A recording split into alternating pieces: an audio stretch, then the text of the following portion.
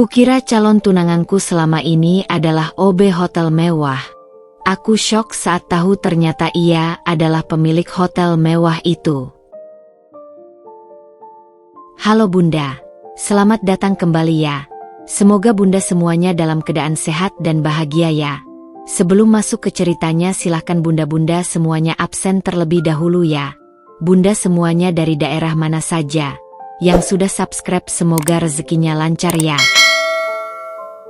Aku menarik napas dalam-dalam, mencoba menenangkan diri yang mulai gelisah. Lorong panjang ini terasa semakin tidak familiar.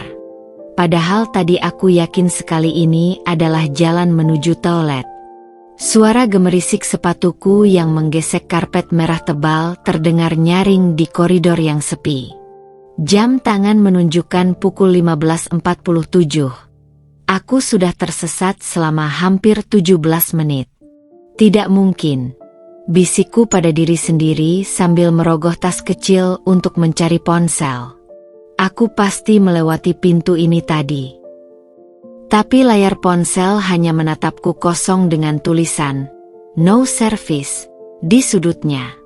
Hotel bintang 5 mewah ini ternyata memiliki spot-spot mati untuk sinyal yang tidak terduga. Aku mengutuk dalam hati. Seminar tentang event management yang kumoderatori hari ini sudah cukup menguras tenaga. Dan sekarang aku bahkan tidak bisa menemukan jalan kembali ke ballroom utama. Keringat dingin mulai menggeliat di pelipisku. Bayangan harus meminta bantuan security dengan mengaku tersesat membuat pipiku memanas. Aku, Dinda Rahayu, event organizer dengan pengalaman 5 tahun, tersesat di hotel klien sendiri. Sungguh memalukan. Aku memutuskan untuk berbalik arah ketika tiba-tiba. Ada yang bisa saya bantu, Mbak? Suara itu muncul tiba-tiba dari belakangku, membuat jantungku berdegup kencang. Ketika berbalik, mataku langsung bertemu dengan sepasang mata hitam yang teduh. Seorang pria bertubuh tegap berdiri sekitar 2 meter dariku, mengenakan kaos oblong putih yang sudah agak lusuh di bagian kerah, celana hitam sederhana, dan sepatu kets yang sudah aus. Di tangannya tergenggam sebuah sapu lantai. Untuk sesaat, aku terlalu terkejut untuk bicara. Pria itu, yang jelas-jelas adalah office boy, memiliki aura yang anehnya membuatku merasa tenang. Mungkin karena senyum kecil yang mengembang di bibirnya, atau cara dia berdiri begitu santai namun penuh percaya diri, seolah tidak merasa minder meski posisinya sebagai staf kebersihan. Maaf, Pak. Akhirnya kuucapkan setelah beberapa detik diam terlalu lama. Suaraku terdengar serak karena seharian berbicara di seminar. Saya nyari toilet, tapi kayaknya tersesat. Dia mengangguk, matanya berbinar penuh pengertian. Wajar. Desain lorong servis area ini memang membingungkan untuk tamu. Tangannya yang besar menunjukkan arah. Saya antar saja. Nama saya Riko. Aku memperkenalkan diri sambil mengikuti langkahnya yang mantap. Anehnya, meski berpakaian sederhana, cara berjalannya elegan seperti orang yang terbiasa memimpin. Kami melewati beberapa belokan yang sama sekali tidak kubayangkan ada sebelumnya. Kamu bekerja di acara hari ini? Tanyanya ramah sambil sesekali menengok ke belakang memastikan aku masih mengikuti. Iya, sebagai moderator, jawabku. Tiba-tiba merasa agak canggung menyebut posisiku yang relatif penting sementara dia. Yah, jelas bekerja di bagian yang berbeda. Tapi Riko justru terkesan. Wah, hebat. Pasti capek seharian bicara.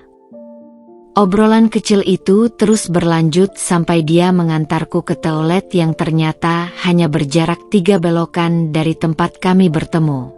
Saat keluar, kulihat dia masih menunggu di luar dengan sikap santai bersandar di dinding. Kalau mau balik ke ballroom, lebih baik lewat sini. katanya sambil menunjukkan jalan berbeda. Sesaat sebelum berpisah, tanpa kusadari mulutku sudah bergerak lebih dulu dari pikiran. Kamu sering bertugas di area ini?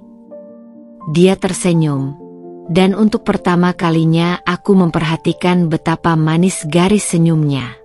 Setiap hari, kalau butuh apa-apa, bisa cari saya. Dan ketika aku berjalan kembali ke acara, ada perasaan aneh di dadaku. Seperti sesuatu yang penting baru saja dimulai, meski aku belum tahu apa itu.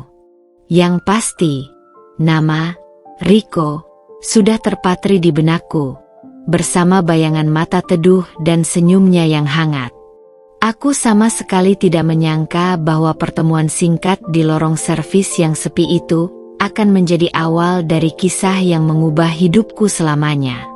Seminggu setelah pertemuan pertama kami, aku kembali ke Grand Melati Hotel untuk sebuah acara peluncuran produk kosmetik. Sepanjang perjalanan menuju ballroom, mataku tanpa sadar terus menyapu setiap sudut lorong, berharap bisa menangkap sekilas sosok yang sudah mulai sering muncul dalam pikiran. Aku sendiri tidak mengerti mengapa bayangan seorang office boy yang baru kukenal sebentar bisa begitu membekas. Konsentrasi, Dint, bisik Siska, teman sekaligus asistenku, sikut-sikut lenganku yang sedang memegang rundown acara. Kamu dari tadi kayak orang kehilangan sesuatu. Aku menggeleng cepat, memaksakan fokus kembali ke dokumen di tanganku. Enggak, cuma cek persiapan aja. Tapi kebohonganku terbongkar saat jam istirahat tiba. Ketika para peserta seminar mulai berhamburan keluar ballroom untuk menikmati coffee break, kakiku seperti memiliki kehendak sendiri membawaku menyusuri lorong belakang. Lorong yang sama di mana aku tersesat minggu lalu. Dan di sana, persis seperti harapanku, Riko sedang berdiri di depan panel listrik kecil. Tangannya yang besar dengan cekatan memeriksa sekering. Punggungnya yang bidang membentuk siluet tegas di balik kaos oblong sederhananya. Aku berdiri diam selama beberapa detik, menikmati pemandangan ini tanpa terlihat, sebelum akhirnya memberanikan diri menyapa. Masih bertugas memperbaiki jalan tersesat para tamu. Dia menoleh cepat, dan ekspresi kagetnya segera berubah menjadi senyum cerah yang membuat sesuatu di dadaku berdegup tak beraturan. Dinda, kamu kembali. Dia menyebut namaku dengan begitu natural, seolah kami sudah berteman lama. Aku tersipu menyadari betapa senangnya dia melihatku. Event kosmetik hari ini, kataku sambil menunjukkan badge tamu di dada. Kebetulan lewat sini dan ingin bilang terima kasih lagi untuk minggu lalu. Riko mengusap tangannya yang sedikit kotor di celana sebelum melangkah mendekat. Justru aku yang harus berterima kasih sudah diajak ngobrol. Kerja di sini kadang sepi. Kami berdiri berhadapan di lorong sempit itu. Dan untuk pertama kalinya aku benar-benar memperhatikan detail wajahnya. Kulitnya sawo matang dengan garis rahang yang tegas, alis lebat yang memberi kesan serius, tapi semua itu lunak oleh senyumannya yang hangat. Ada sesuatu tentang dirinya yang membuatku merasa nyaman, mungkin ketulusannya, atau cara dia menatapku seperti aku adalah satu-satunya orang di dunia ini saat kami berbicara. Kamu tidak ikut coffee break? Tanyanya sambil menunjuk ke arah ballroom. Aku menggeleng. Lebih memilih udara segar. Acara tadi cukup melelahkan? Dia menyelesaikan kalimatku dengan tepat, seolah bisa membaca pikiranku. Iya, melelahkan. Tapi entah kenapa, berdiri di lorong servis ini bersamanya justru memberiku energi baru.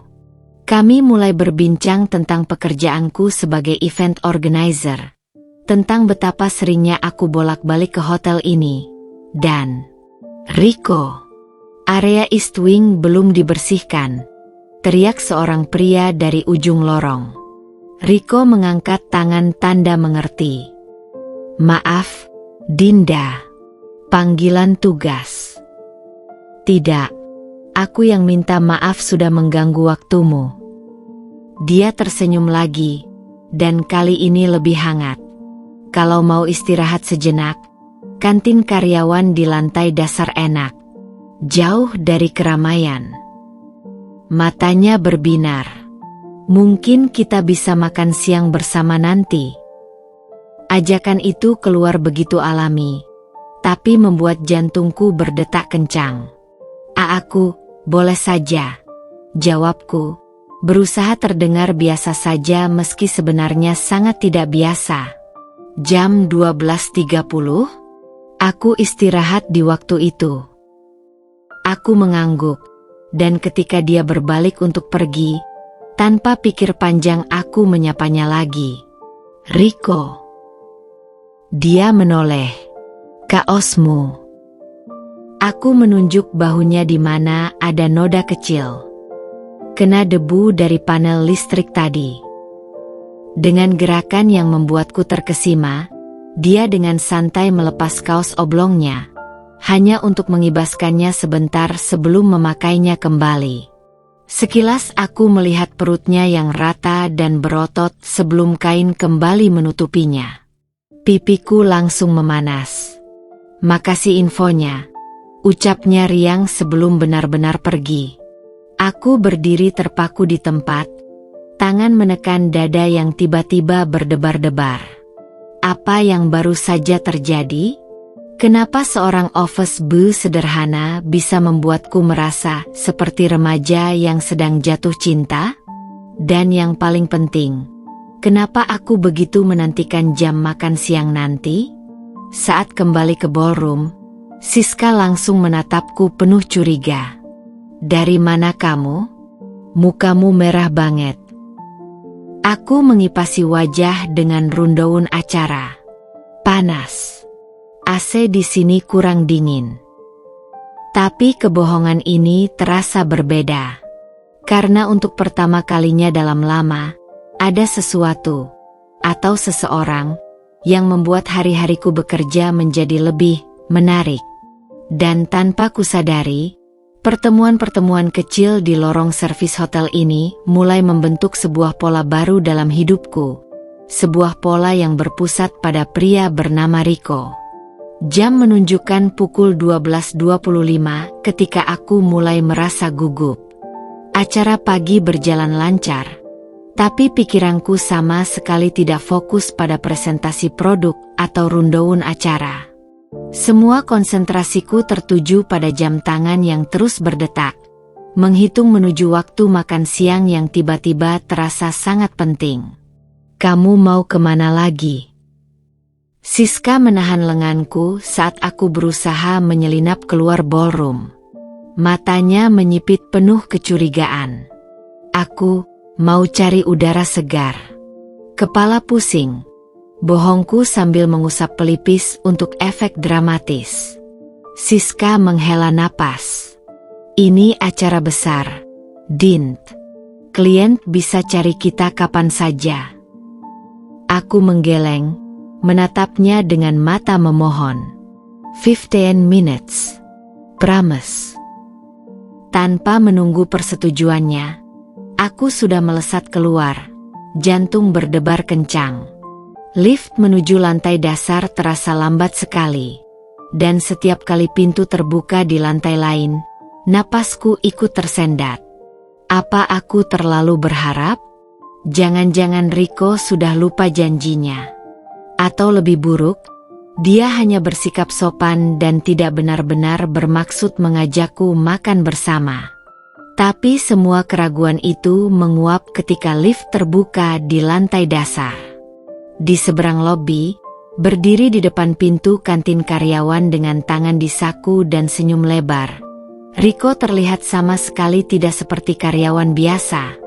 Posturnya yang tegap dan sikapnya yang santai tapi penuh percaya diri membuatnya menonjol di antara kerumunan staf hotel lainnya. Dinda. Dia melambai ketika melihatku, seolah kita adalah teman lama yang sudah berjanji bertemu. Kakiku terasa ringan ketika berjalan mendekat. "Kamu benar-benar datang," ucapku, berusaha terdengar biasa saja meski sebenarnya sangat tidak biasa. Dia tertawa pendek. "Aku yang ngajak, kan?" Sebuah pernyataan sederhana yang membuat hatiku berdesir. Rico memandu kami melewati pintu kantin yang ramai. Beberapa karyawan melirik penuh keheranan melihat kehadiranku. Tamu yang jelas-jelas bukan staf. Tapi Rico seolah tidak memperdulikan pandangan mereka. Dengan santai mengambil nampan dan mengantri. "Menu hari ini ayam bakar spesial," bisiknya, seolah membocorkan rahasia besar. "Koki kantin masaknya enak banget." Aku mengangguk, tiba-tiba merasa sangat aware dengan penampilanku. Apakah makeupku masih bagus setelah seharian kerja? Apakah baju kantorku ini terlalu formal di antara seragam-seragam staf hotel? "Jangan nervous," ujar Rico tiba-tiba, seolah bisa membaca pikiranku. "Di sini semua sama. Lapar dan cari enak." Cara dia berbicara, begitu jujur dan tanpa pretensi, membuatku rileks. Kami mengambil makanan dan menemukan tempat duduk di sudut yang relatif sepi. Meja kayu sederhana itu jauh dari kemewahan restoran hotel, tapi justru terasa lebih nyata. "Jadi," Rico mulai sambil menyendok nasi, "sejak kapan jadi event organizer?" Pertanyaan sederhana itu membuka percakapan yang mengalir begitu alami. Aku bercerita tentang kuliah di komunikasi, magang pertama di perusahaan kecil, sampai akhirnya bisa menangani event besar seperti sekarang. Rico mendengarkan dengan perhatian penuh, sesekali mengangguk atau bertanya lebih detail. "Aku selalu penasaran," katanya saat kami hampir selesai makan. "Apa rasanya ngatur acara besar kayak gitu? Tidak nervous?" Aku tersenyum. "Tiap hari nervous. Tapi..." Aku berhenti, memandang matanya yang penuh ketertarikan. "Kamu pasti lebih paham. Bekerja di hotel besar seperti ini pasti penuh tekanan juga." Dia mengunyah perlahan sebelum menjawab. "Tidak seseram yang kamu bayangkan. Aku cuma bagian kecil dari mesin besar ini." Tangannya memegang gelas air mineral dengan erat. "Tapi menyenangkan. Melihat semua bagian bekerja sama menciptakan pengalaman bagus untuk tamu." Ada sesuatu dalam cara dia berbicara tentang hotel ini. Penghargaan yang dalam, hampir seperti kebanggaan pemilik. Tapi tentu saja itu mustahil. "Rico." Seorang wanita berseragam house keeping mendekati meja kami. "Manajer cari kamu tadi." Dia mengangguk. Aku langsung ke sana. Saat wanita itu pergi, aku melihat jam dan kaget. Aduh, sudah hampir 1 jam. Aku harus kembali ke acara. Rico berdiri bersamaku ketika aku mengumpulkan barang-barang. "Kapan kamu event di sini lagi?" Pertanyaan itu membuat jantungku berdetak kencang. 2 minggu lagi. Peluncuran produk baru. Dia tersenyum. Senyum yang membuat matanya berbinar. "Aku tunggu." 2 kata sederhana itu mengiringiku sepanjang perjalanan kembali ke ballroom. Saat pintu lift terbuka, Siska sudah menunggu dengan muka masam. "Dari mana saja kamu?" "Klien tadi." "Aku ketemu Obe tadi," potongku tanpa berpikir. Siska terbelalak. "Obe? Office Beau? Kamu meninggalkan acara penting untuk makan dengan Office Beau?" Suaranya naik beberapa oktav. Aku menghela napas. Dia orang baik. Siska. Bukan cuma karena dia OB. Tapi Siska sudah menggeleng. Matanya penuh ketidakpercayaan. Dinda, kamu perempuan karir sukses. Dia cuma pekerja kasar. Kata-katanya seperti tamparan. Tanpa kusadari, tanganku sudah mengepal. Jangan bilang begitu. Kamu tidak kenal dia. Perdebatan kami terhenti ketika klien mendekat. Tapi sepanjang sisa acara, kata-kata Siska terus bergema di kepalaku. Kenapa label pekerjaan begitu penting bagi orang? Kenapa status sosial harus menentukan siapa yang pantas kita ajak bicara? Dan yang paling menggangguku, kenapa pembelaanku pada Riko terasa begitu personal? Seolah hubungan kami sudah lebih dari sekadar kenalan biasa. Ketika acara selesai dan aku berkemas, mataku tanpa sadari mencari-cari sosoknya di antara kerumunan staf. Dia tidak ada. Tapi di saku blazer, jarinya dengan santai menyelipkan secari kertas kecil. Nomor teleponnya dengan tulisan sederhana, "Kalau mau ngobrol lagi." Aku tersenyum, menyimpannya dengan hati-hati. Mungkin Siska benar.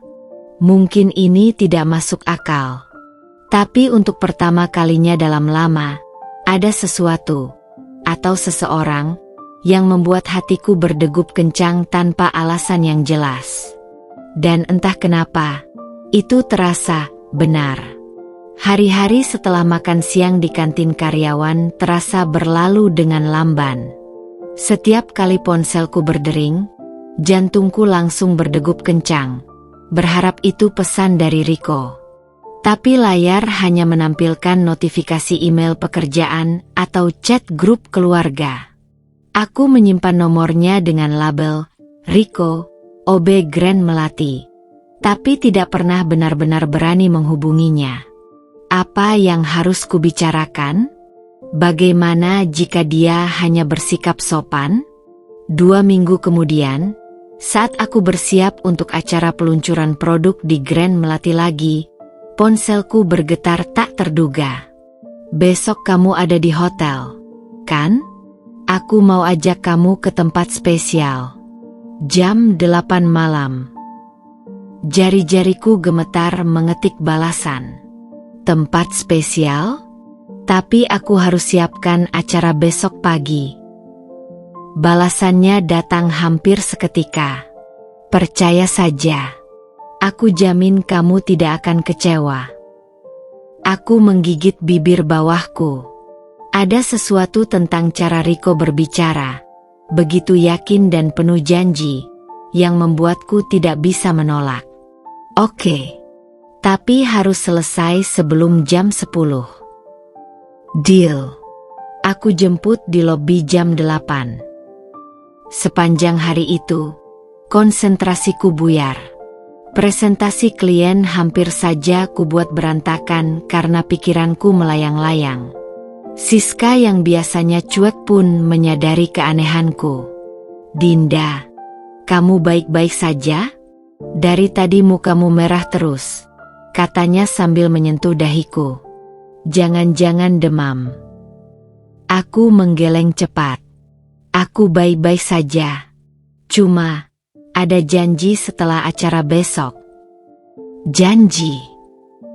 Siska menyilangkan lengannya. "Dengan siapa?" Ketika aku tidak langsung menjawab, matanya membelalak. "Jangan bilang dengan si OB itu lagi." Aku tidak melihat masalah dengan itu. Jawabku mencoba bersikap dingin, meski pipiku terasa panas. Siska menghela napas panjang. "Dengarkan, aku tidak ingin mencampuri hidup pribadimu. Tapi pikirkan baik-baik. Kamu perempuan karir sukses dengan masa depan cerah. Dia cuma..." Aku tahu persis siapa dia. Potongku tajam, lebih tajam dari yang kusadari. Dan aku menghargainya bukan karena pekerjaannya. Perdebatan kami terhenti ketika klien mendekat. Tapi kata-kata Siska terus mengganggu pikiranku sepanjang malam. Keesokan harinya, acara berjalan lancar meski dengan sedikit kendala teknis. Saat jam menunjukkan pukul 6 sore, biasanya aku akan langsung pulang ke rumah, lemas setelah seharian bekerja. Tapi malam ini, aku malah berdiri lama di depan cermin kamar mandi staf, memeriksa riasan wajahku yang sudah mulai luntur. Untuk apa semua ini? Bisikku pada bayanganku sendiri sambil merapikan lipstik yang sudah kusegarkan. Tapi dalam hati, aku tahu jawabannya. Pukul 7.55, aku sudah berdiri di lobi utama, mengenakan gaun sederhana yang sengaja kubawa dari rumah. Jantungku berdegup kencang ketika melihat jam dinding besar di lobi. Apa yang akan terjadi malam ini? Tempat spesial seperti apa yang dimaksud Riko? Dan tepat di pukul 8, seperti dijanjikan, Riko muncul dari balik pintu lift. Aku menahan napas. Dia tidak mengenakan seragam OB-nya yang biasa. Malam ini, Riko memakai kemeja putih sederhana dengan lengan digulung hingga ke siku, memperlihatkan lengan yang berotot. Celana hitamnya pas di tubuhnya yang atletis, dan sepatu hitam mengkilap, menggantikan sepatu kets biasa. Rambutnya yang biasanya sedikit berantakan kini tertata rapi. Kamu. Aku tidak bisa menyelesaikan kalimatku. Riko tersenyum, matanya berbinar. Kamu cantik, ucapnya polos, membuat pipiku langsung memanas. Dia melangkah mendekat, dan untuk pertama kalinya aku menyadari betapa tinggi tubuhnya. Hampir satu kepala lebih tinggi dariku. Aroma sabunnya yang segar menguar lembut, jauh dari bayanganku tentang bau pelumas mesin atau pembersih lantai. Siap untuk kejutan? Tanyanya sambil menjulurkan tangan. Aku ragu sejenak sebelum akhirnya menaruh tanganku di tangannya yang besar. Aku penasaran. Riko memandu kami menuju lift. Tapi alih-alih menekan tombol lantai dasar atau lantai karyawan, jarinya menekan tombol paling atas, lantai 21, tempat Sky Lounge terkenal yang hanya boleh diakses tamu VIP. Kita tidak bisa masuk ke sana, bisikku panik. Itu hanya untuk... Percayalah, bisiknya balik, tangannya yang hangat dengan mantap menggenggam tanganku yang mulai berkeringat. Saat lift terbuka, pemandangan spektakuler menyambut kami. Seluruh kota Jakarta terbentang di bawah melalui dinding kaca setinggi langit-langit. Lampu-lampu gedung berkelap-kelip seperti bintang yang jatuh ke bumi. Di tengah ruangan, hanya ada satu meja yang dihias khusus, lengkap dengan lilin dan buket bunga mawar merah kecil. Riko, apa yang terjadi? Tanyaku terkesima. Dia menuntunku pelan ke meja itu. Aku ingin memperbaiki kesan pertama kita. Kantin karyawan itu. Kantin itu sempurna. Potongku cepat. Tapi Riko menggeleng. Kamu layak mendapatkan yang lebih baik. Pelayan mendekat dengan anggun, membawa menu mewah. Mataku melirik harga-harga yang tercantum. Satu hidangan utama saja setara dengan gajiku seminggu.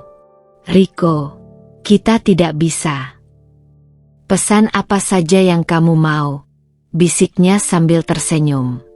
Aku menatapnya tak percaya. Kamu gila? Gaji OB tidak akan cukup untuk... Dia mengeluarkan sesuatu dari saku celananya. Sebuah kartu kecil berwarna hitam dengan logo hotel terpampang jelas. Riko Aditya, Owner Psio. Dunia sekelilingku seolah berhenti berputar. Apa? Hanya itu yang bisa kuucapkan. Suaraku serak. Riko, atau siapapun dia sebenarnya, menghela napas panjang. Aku ingin jujur dari awal, Dinda. Tapi aku sudah berdiri, kursi terjungkal ke belakang. Air matanya mengaburkan pandanganku saat aku berlari meninggalkan restoran. Meninggalkan pria yang ternyata bukan siapa-siapa yang kukira. Pikiranku berputar kencang. Semua ini apa?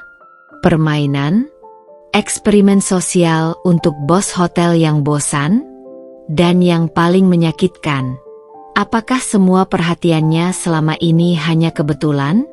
Atau lebih buruk, apakah aku hanya sekadar hiburan sementara bagi orang sekaya dia? Dinda, tolong.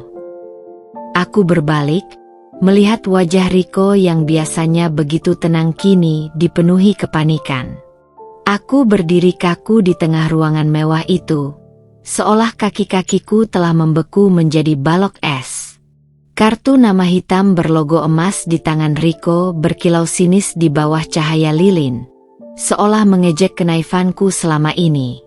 Owner Psio, ucapku pelan, mengulangi tulisan di kartu itu dengan suara yang bahkan tidak kukenali sebagai milikku sendiri. Riko, atau siapapun dia sebenarnya, menghela napas dalam. Matanya yang biasanya teduh kini dipenuhi kecemasan yang tak biasa. Dinda, aku bisa menjelaskan. Berapa lama? Potongku tiba-tiba, suaraku bergetar tak terkendali. Berapa lama kamu berniat membohongiku? Dia menutup matanya sebentar, seperti sedang mengumpulkan keberanian. Aku tidak bermaksud membohongi.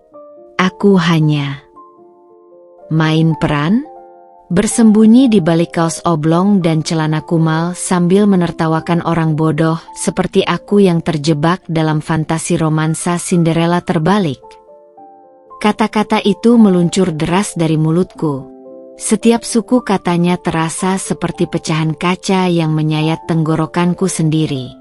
Pelayan yang berdiri beberapa langkah dari kami terlihat tidak nyaman, perlahan mengundurkan diri memberi kami ruang.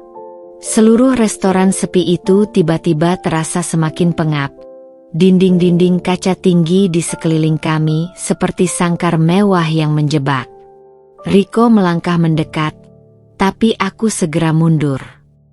Jangan, desisku. Dinda, tolong dengar aku. Tangannya meraih lenganku dengan lembut tapi pasti.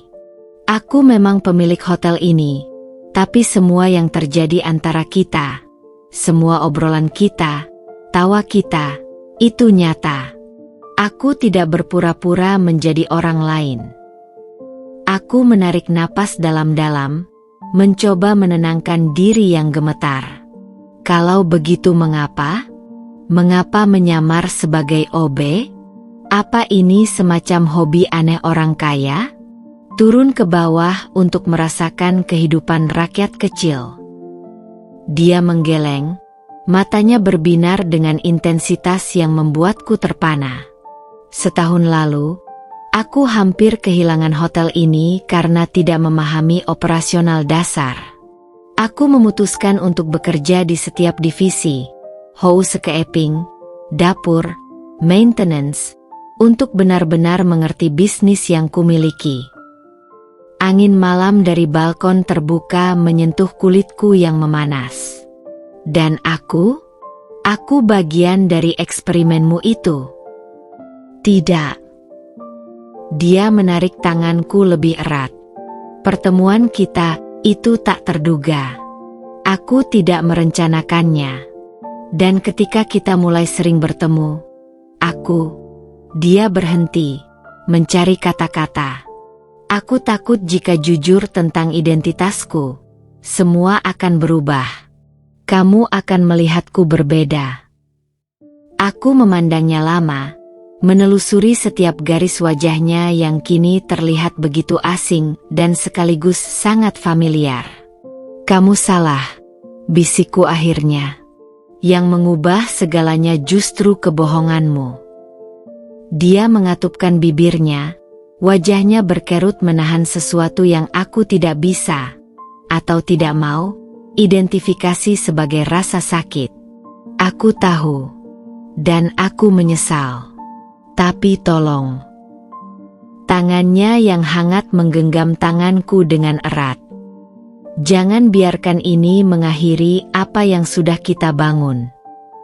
Aku menarik tanganku perlahan. Perasaan hancur dan dikhianati bergolak di dadaku.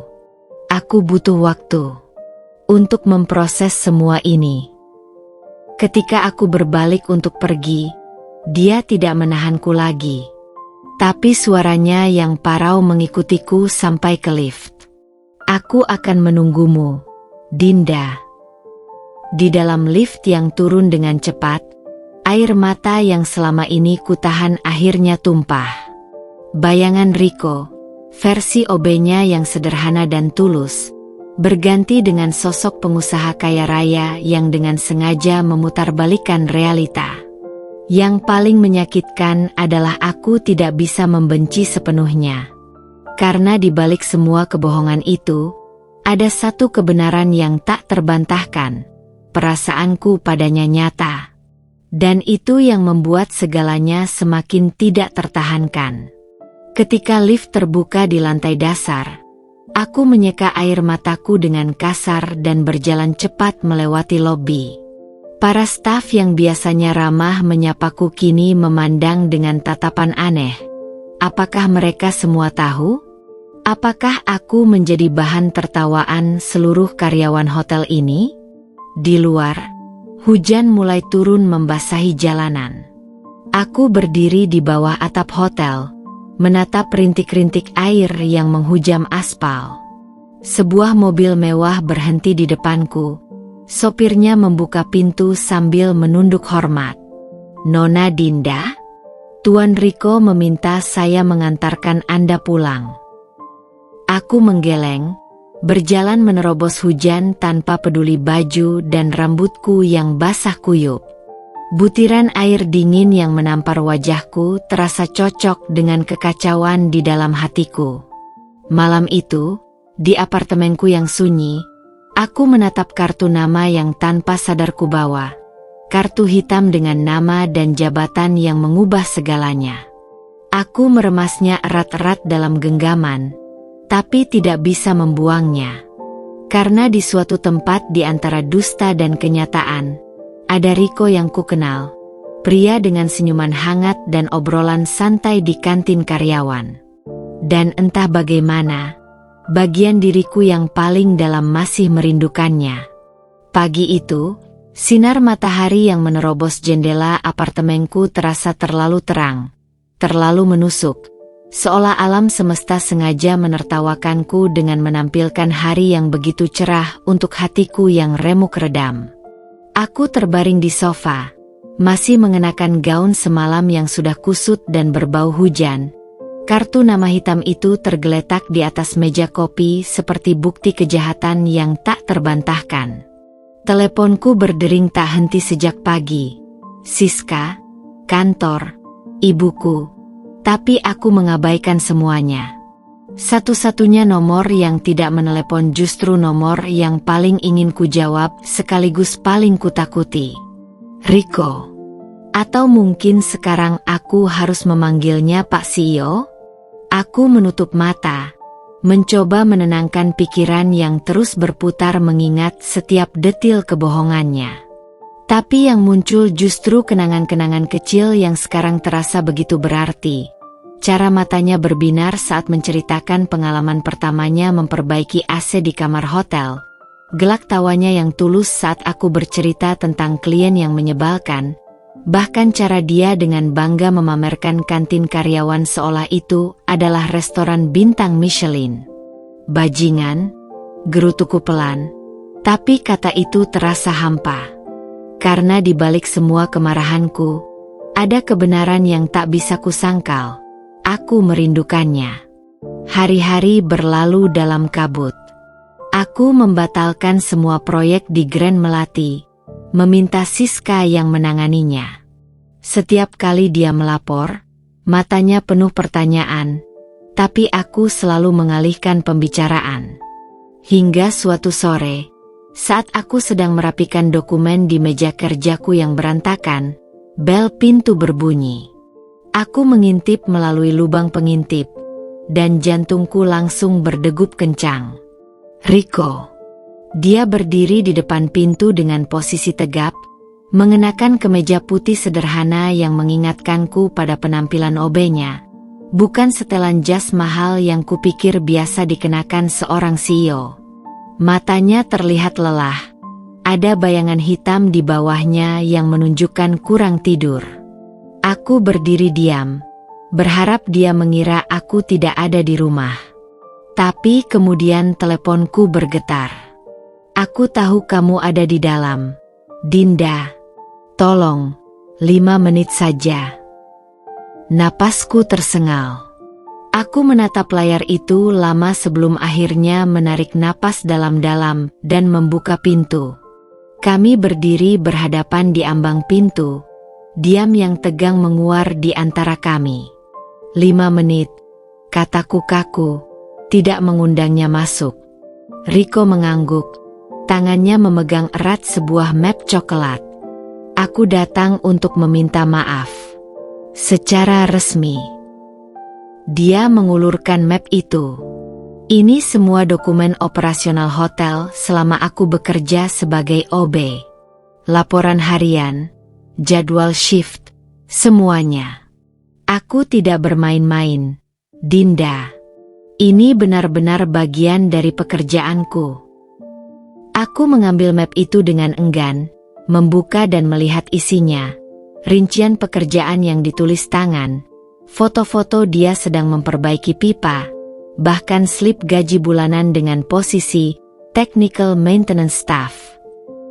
Aku bekerja di setiap divisi selama setahun terakhir. Lanjutnya, suaranya rendah tapi jelas. Housekeeping, dapur, engineering. Aku ingin memahami bisnis ini dari dasar. Pertemuanku denganmu itu tidak direncanakan. Aku menatap dokumen-dokumen itu, perasaanku bercampur aduk. Kenapa tidak bilang sejak awal? Dia menghela napas.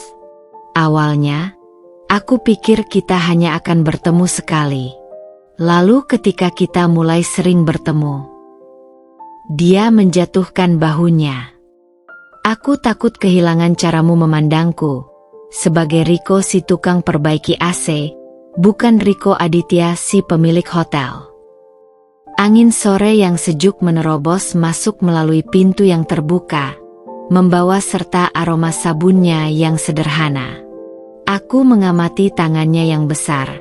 Masih ada bekas luka kecil dan kapalan yang jelas didapat dari pekerjaan kasar. Kamu marah padaku wajar, lanjutnya. Tapi tolong tahu bahwa tidak ada yang palsu dari perasaanku. Aku jatuh cinta pada caramu memperlakukan Rico si OB. Tanpa pretensi, tanpa kepentingan. Itu hadiah terindah yang pernah kuterima. Air mataku menggenang tanpa kusadari. Aku butuh waktu, Rico. Semua ini terlalu. Aku mengerti. Dia mengangguk pelan. Aku tidak akan mengganggumu lagi. Tapi sebelum pergi, dia mengeluarkan sebuah kunci kecil dari saku. Ini akses ke ruang server di lantai 3. Password semua komputer ada di map itu. Cek sendiri jika tidak percaya. Aku tidak menyembunyikan apa-apa lagi. Dia berbalik untuk pergi. Dan tiba-tiba sesuatu dalam diriku memberontak. Rico. Dia menoleh, matanya penuh harap yang tertahan. Apa? Aku menggigit bibirku. Apa kamu benar-benar tidur di ruang staf itu? Yang dekat dengan gudang linen. Dia tersenyum kecil. Senyum yang membuat wajahnya kembali seperti Rico yang kukenal. Tidur di kasur lipat yang kerasnya minta ampun. Sampai sekarang punggungku masih sakit. Dan untuk pertama kalinya sejak malam di Sky Lounge, Aku merasa sudut bibirku naik tanpa kusadari. 5 menitmu sudah lewat, bisikku, tapi kali ini tanpa amarah. Dia mengangguk mengerti, mulai berjalan menjauh. Tapi sebelum masuk lift, dia berbalik sekali lagi. Oh ya, aku lupa bilang, kantin itu memang benar-benar spesial. Kokinya adalah mantan chef di Hotel Indonesia yang dipecat karena berantem dengan manajemen. Aku sengaja mempekerjakannya di sana. Aku tidak bisa menahan tawa kecil yang meledak. Jadi selama ini aku makan masakan bintang 5 di kantin karyawan. Dan menyukainya. Dia menyelesaikan dengan senyum lebar sebelum lift menutup. Ketika pintu apartemenku tertutup, aku merosot ke lantai. Map dokumen masih erat di genggaman. Di dalam hatiku, badai kemarahan perlahan reda, digantikan oleh sesuatu yang lebih rumit, pengertian, mungkin, atau permulaan maaf. Aku membuka map itu lagi, melihat foto-foto Riko dengan seragam kerja birunya yang lusuh, tersenyum polos di antara karyawan lain. Di setiap sudut gambarnya, ada satu hal yang tidak bisa dipalsukan, kebahagiaan yang tulus. Dan mungkin, hanya mungkin, kebohongannya tidak sehitam yang kukira. 3 hari setelah kunjungan Riko ke apartemenku, aku memutuskan untuk kembali ke Grand Melati Hotel. Bukan untuk acara kerja, bukan pula untuk menemuinya, tapi untuk mengembalikan dokumen-dokumen yang dipinjamkannya. Aku berdiri di depan lift. Map coklat berisi semua bukti kejujurannya erat dalam genggaman. Jantung berdegup kencang memikirkan kemungkinan bertemu dengannya. Lift terbuka dengan dingin, dan ketika aku melangkah masuk, sebuah parfum mahal yang terlalu menyengat langsung memenuhi rongga hidungku. Seorang wanita tinggi semampai dengan rambut hitam lurus sepinggang sudah berdiri di dalam. Matanya yang tajam segera menatapku melalui pantulan kaca lift. "Kamu Dinda, kan?" Suaranya dingin, seperti pisau yang dihunus perlahan. Aku menoleh, memandang wajahnya yang sempurna, kulit putih mulus, hidung mancung, bibir tipis yang dihiasi lipstik merah menyala. "Ya, dan kamu?" "Clara Wijaya." Tangannya yang ramping dengan kuku terawat sempurna menyodorkan kartu nama. Direktur Utama PT Wijaya Hospitality Group. Mantan tunangan Riko. Dunia seolah berhenti berputar selama beberapa detik. Lift terus bergerak naik, tapi napasku tertahan di tenggorokan. "Kami putus setahun lalu," lanjutnya dengan senyum tipis. Matanya mengamati reaksiku seperti ilmuwan mengamati spesimen.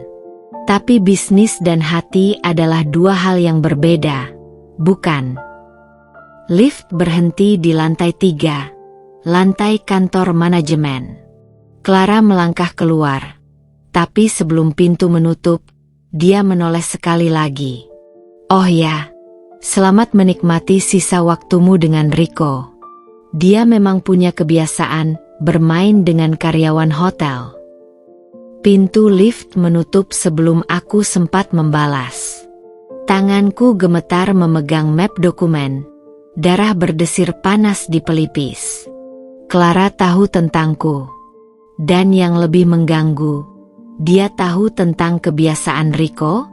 Aku tidak jadi menyerahkan dokumen langsung ke Riko. Alih-alih, aku meninggalkannya di resepsionis dengan pesan singkat. Sepanjang perjalanan pulang, bayangan wajah Clara tak mau pergi dari pikiranku. Malam itu, saat aku sedang memandangi dokumen-dokumen Riko yang kubawa pulang lagi, karena ragu untuk meninggalkannya, ponselku berdering. "Kita perlu bicara. Bukan tentang aku dan kamu, tapi tentang Clara." Pesan dari Riko.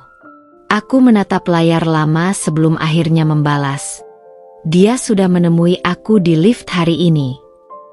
Balasannya datang seketika. Aku tahu. Itu sebabnya aku menelepon. Begitu aku mengangkat telepon, suara Riko yang serak langsung memenuhi telingaku. Dinda, apapun yang Clara katakan padamu.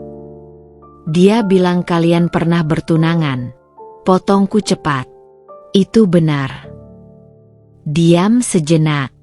Ya, tapi itu sudah berakhir. Dan dia bilang kamu punya kebiasaan bermain dengan karyawan. Suara di seberang menjadi sangat dingin. Itu tuduhan keji. Clara dan keluarganya sedang berusaha mengambil alih hotel ini. Ketika aku menolak merger, mereka mulai menggunakan cara-cara kotor. Aku memejamkan mata, mencoba mengatur napas.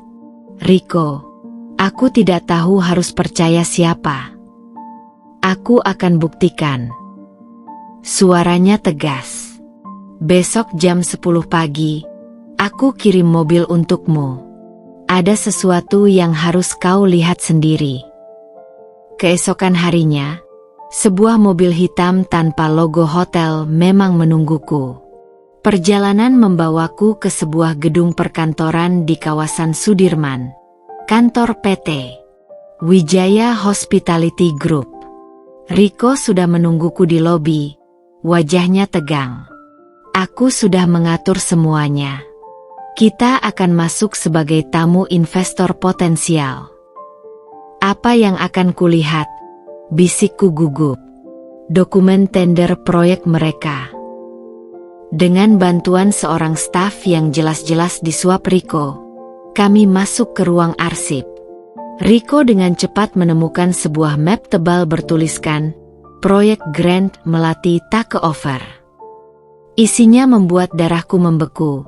Laporan lengkap tentang pengintaian terhadap Riko selama setahun terakhir, termasuk foto-foto kami berdua di kantin karyawan.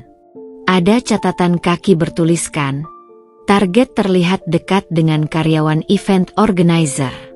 Gunakan sebagai titik lemah. Selama ini mereka mengawasiku. Bisik Riko, matanya gelap. Dan ketika tahu ada seseorang yang istimewa dalam hidupku, mereka akan menggunakannya. Aku menatap foto-foto itu, perutku mual. Dalam beberapa foto, bahkan terlihat Siska sedang berbicara dengan seseorang yang mirip Clara. Tapi, kenapa? Karena hotelku berdiri di atas tanah yang mereka inginkan. Riko menutup map dengan keras. Dan Clara tidak pernah bisa menerima penolakanku. Di saat yang sama, pintu ruang arsip terbuka. Clara berdiri di sana, wajahnya pucat.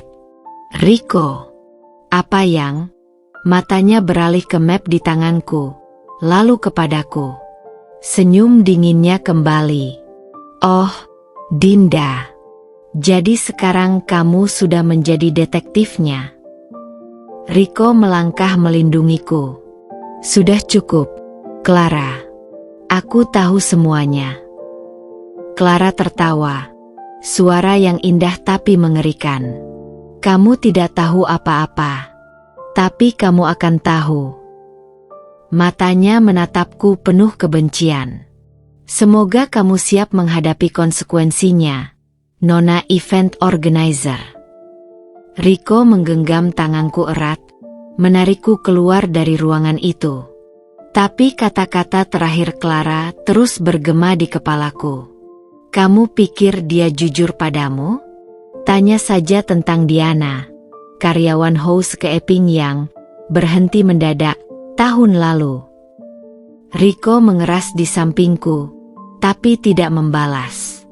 Dan untuk pertama kalinya sejak semua ini dimulai, aku melihat ketakutan di matanya. Udara di dalam mobil yang membawa kami meninggalkan gedung Wijaya Hospitality terasa begitu pengap, meskipun AC telah menyala maksimal. Riko duduk di sampingku, jari-jarinya mengetuk-ngetuk konsol tengah dengan ritme gugup. Wajahnya yang biasanya begitu tenang kini dipenuhi kerutan kekhawatiran, Matanya terus menatap ke jendela seolah memantau apakah ada yang mengikuti kami. Riko, akhirnya ku pecah keheningan yang mulai terasa menyesakkan. Siapa Diana? Ketukan jarinya terhenti. Napasnya berat ketika menoleh menatapku. Diana adalah bagian dari alasan aku mulai menyamar sebagai karyawan biasa. Dia mengeluarkan ponselnya, membuka galeri, dan menggeser beberapa foto sebelum menyerahkan kepadaku. Foto-foto itu menunjukkan seorang wanita muda berseragam housekeeping sedang berbicara dengan seseorang yang wajahnya sengaja diburamkan. Diana adalah kepala housekeeping yang menemukan dokumen rahasia Wijaya Group di ruang rapat. Esok harinya, dia mengundurkan diri secara mendadak. Riko menghela napas. Aku curiga dia diancam. Tapi ketika aku mencoba menghubunginya, keluarganya mengatakan dia sedang tidak ingin diganggu. Aku memeriksa foto-foto itu lebih dekat. Dan kamu pikir Clara yang berada di balik ini? Tidak hanya Clara. Suara Riko menjadi rendah dan berbahaya. Seluruh keluarga Wijaya bermain kotor. Mereka ingin tanah tempat Grand Melati berdiri untuk proyek properti mereka. Mobil kami berbelok memasuki jalan tol. Riko memberi isyarat pada sopir untuk berputar arah. Kita akan kemana? Tanyaku. Rumah Diana. Aku sudah melacaknya selama berbulan-bulan. Matanya berbinar dengan tekad yang mengkhawatirkan. Aku ingin kau mendengar ceritanya langsung. Agar kau mengerti betapa berbahayanya situasi ini. Perjalanan 2 jam membawa kami ke sebuah perumahan sederhana di pinggiran kota. Rumah Diana ternyata sebuah rumah petak kecil dengan taman mini di depan. Ketika kami mengetuk pintu, seorang wanita parubaya dengan mata merah membuka pintu. Sudah kubilang, kami tidak mau. Wanita itu terhenti ketika melihat Riko. Tuan Riko. Bu Surti, aku perlu bicara dengan Diana. Ini penting. Wanita itu, yang ternyata adalah Ibu Diana, menggeleng putus asa. Dia tidak mau bertemu siapa-siapa sejak kejadian itu. Tiba-tiba, suara lembut terdengar dari dalam. Biarkan mereka masuk, Bu. Ruangan kecil yang kami masuki dipenuhi oleh aroma obat dan bunga. Di sudut, duduk seorang wanita kurus dengan lengan kanan dibalut gips. Wajahnya pucat, tapi matanya masih tajam. Diana, Riko berbisik, suaranya penuh rasa bersalah. Tuan Owner, jawabnya ironis. Matanya beralih ke arahku, penuh pertanyaan. Riko memperkenalkanku singkat sebelum langsung ke inti. Aku butuh bukti tentang apa yang terjadi padamu. Tentang ancaman Wijaya Group. Diana tertawa pahit. Apa gunanya? Polisi tidak akan berani menyentuh mereka. Tapi aku bisa melindungi hotelku dan orang-orang di dalamnya. Riko menatapku sekilas, termasuk Dinda. Diana memandangiku lama, seolah menimbang sesuatu.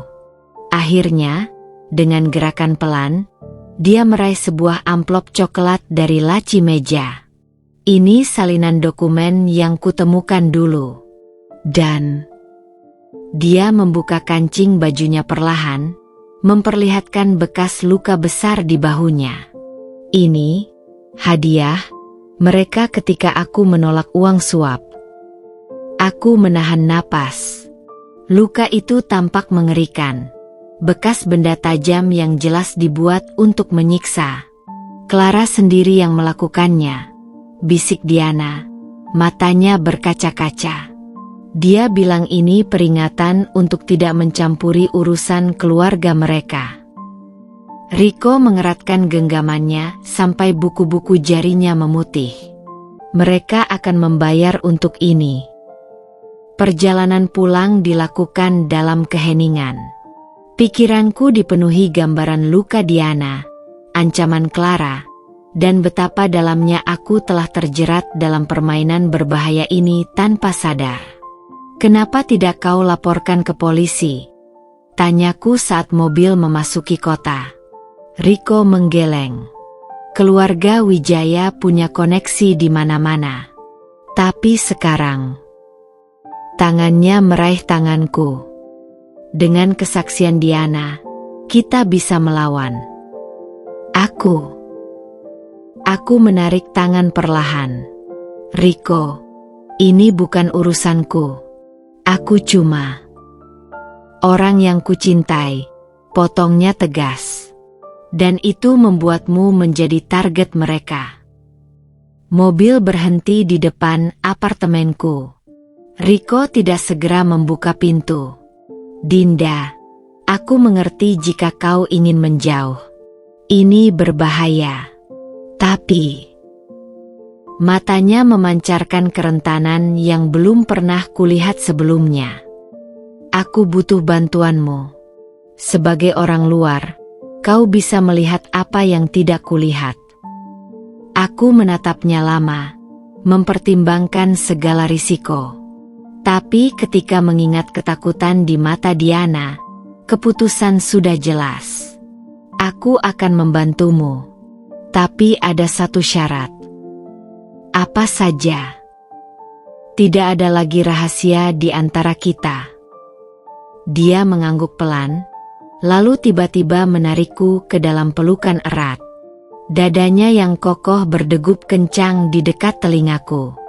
"Mulai sekarang, tidak ada lagi yang disembunyikan," bisiknya. Tapi ketika aku melangkah keluar dari mobil, pertanyaan terakhir masih menggantung di udara. Apakah aku benar-benar mengenal pria ini?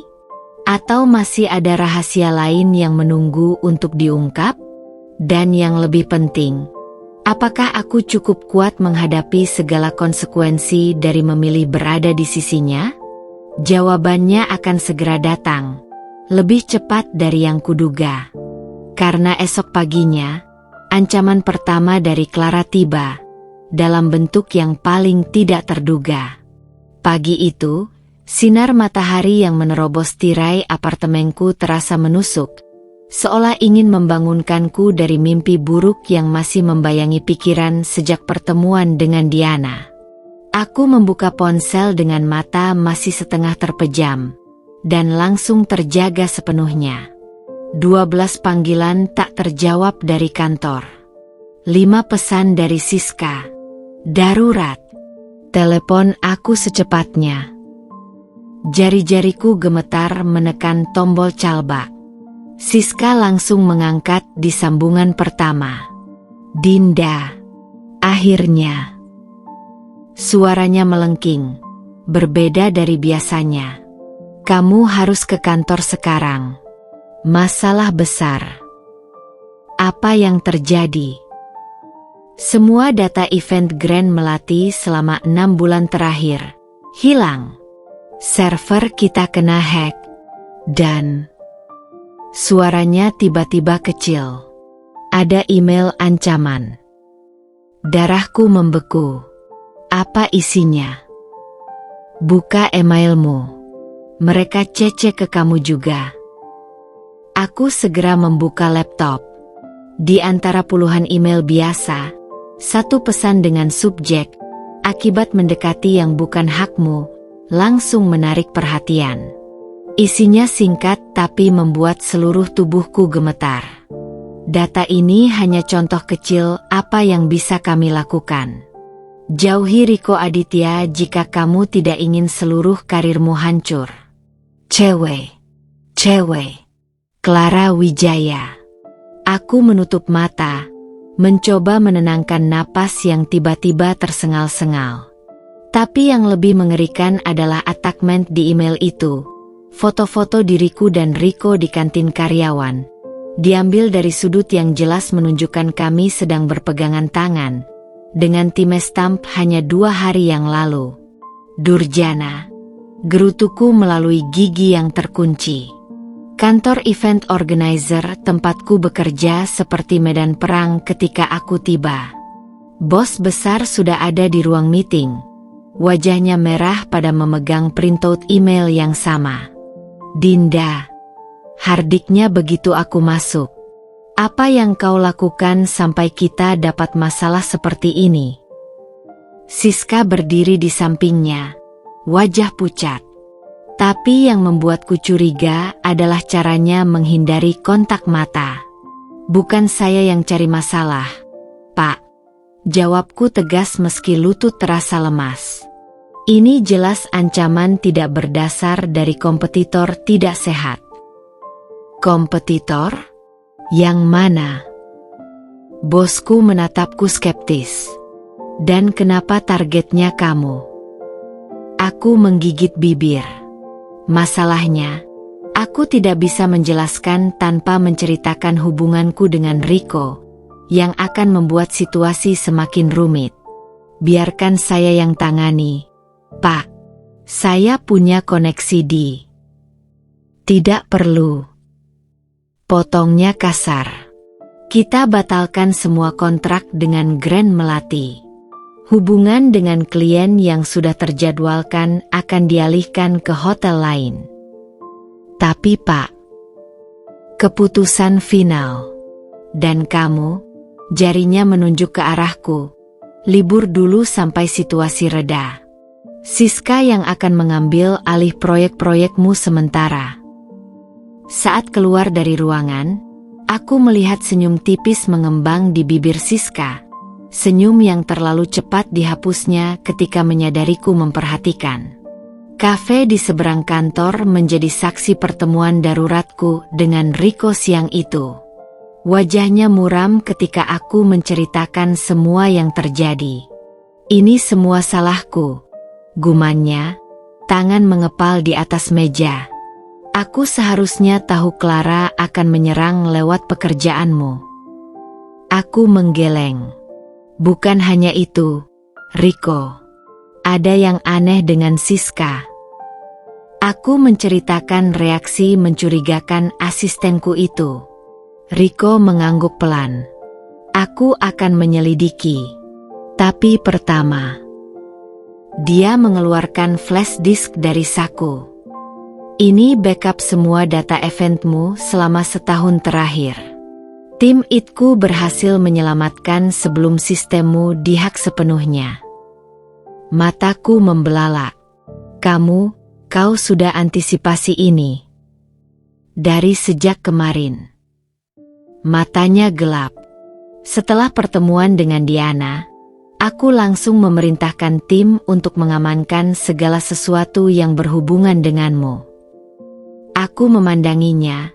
Campuran kagum dan ngeri bergolak di dadaku. Di satu sisi, tindakannya menyelamatkanku. Di sisi lain, ini menunjukkan betapa berbahayanya situasi kami. Sampai Riko harus menganggap serius ancaman terhadap pekerjaanku.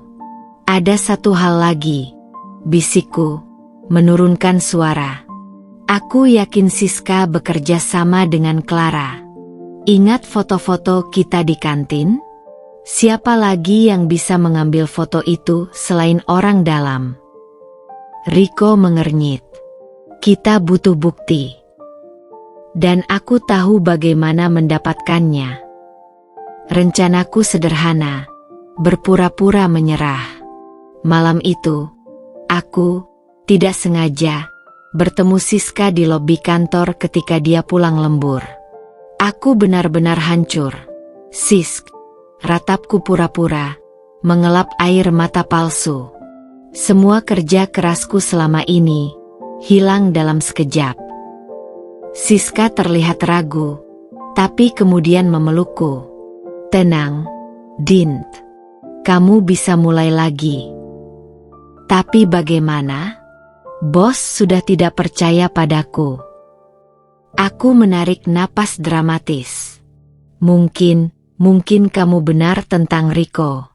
Aku terlalu dekat dengannya. Mata Siska berbinar. Serius? Kamu akhirnya mau mendengarkan nasihatku? Aku mengangguk sedih. Aku butuh waktu sendiri. Jauhi dia.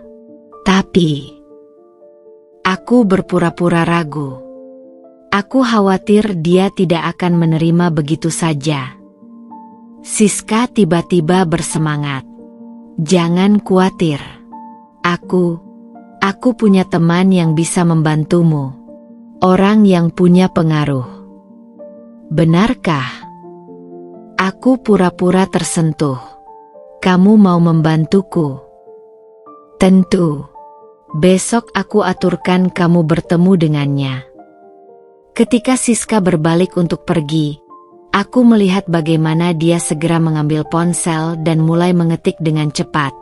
Terlalu cepat untuk sekadar memesan taksi pulang.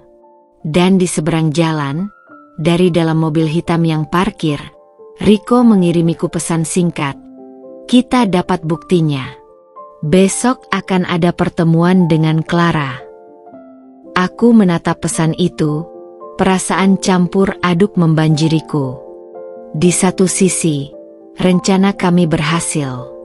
Di sisi lain, aku baru saja memastikan bahwa teman kerjaku sendiri, wanita yang selama ini kupandang seperti adik, telah mengkhianatiku dengan musuh terbesarku. Dan besok, aku harus berhadapan dengan Clara Wijaya secara langsung. Permainan kucing-kucingan ini akan mencapai puncaknya, dan aku tidak yakin siapa yang akan keluar sebagai pemenang. Malam sebelum pertemuan dengan Clara terasa panjang dan gelisah. Aku bolak-balik di apartemen kecilku, memeriksa rekaman tersembunyi di tas kerjaku berulang kali, memastikan perangkat kecil yang Riko berikan itu benar-benar berfungsi dengan sempurna. Pastikan selalu berada di tempat umum. Jangan pernah ikut dia kemanapun. Pesan Riko masih terngiang di telingaku. Aku memandangi ponsel yang berisi pesan terakhir darinya. Aku akan ada di dekatmu sepanjang waktu. Percayalah padaku. Tapi kepercayaan itu kini terasa seperti pisau bermata dua. Di satu sisi, Riko telah menunjukkan keseriusannya melindungiku. Di sisi lain, bayangan Diana dengan luka mengerikan di bahunya terus menghantuiku. Clara jelas bukan lawan yang main-main. Keesokan harinya, aku berdiri di depan kafe mewah di Bilangan Menteng, tempat yang Siska atur untuk pertemuanku dengan teman berpengaruhnya. Keringat dingin mengalir di punggungku meski AC di dalam kafe terasa cukup dingin. Siska sudah menungguku di dekat pintu, wajahnya berseri-seri. Dia sudah di dalam. Bisiknya dengan semangat yang membuat perutku mual. Dari kejauhan, Clara Wijaya duduk anggun di sudut paling privat kafe itu, mengenakan setelan bisnis putih yang kontras dengan rambut hitamnya yang lurus. Matanya yang tajam langsung menangkap kehadiranku, dan senyum tipis yang tidak sampai ke mata langsung menghias bibirnya. Dinda, sambutnya seolah kita adalah teman lama. Tangannya yang halus menunjukkan kursi di seberangnya. Akhirnya kita bertemu secara resmi.